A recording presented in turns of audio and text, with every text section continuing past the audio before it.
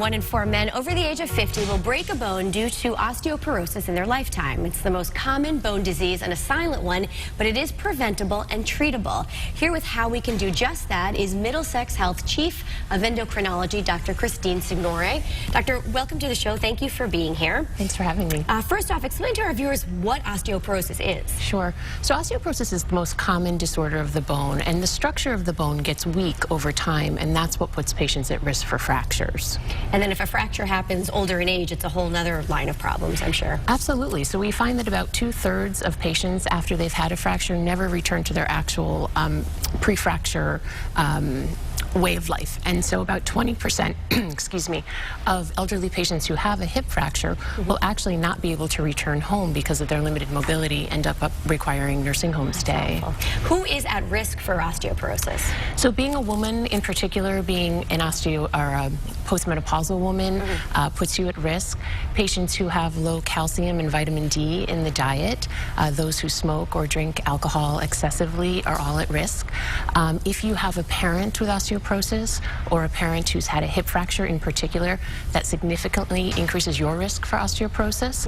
There are certainly medications, in particular medicines like prednisone or other steroids, that will increase the risk, and so will certain medical conditions.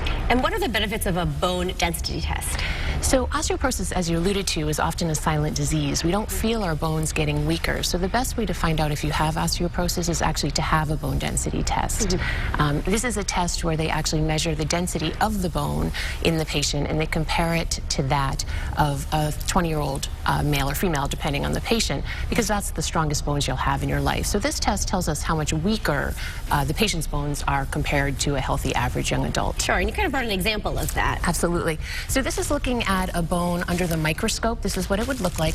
This is a vertebrae, which is one of our spine bones, and you can see it kind of looks like a honeycomb. Sure. So it has all of these little holes. When you have osteoporosis, the bones break down faster than they can build, and so those honeycombs get much larger, and that makes the bone itself much weaker and puts us at risk for fracture.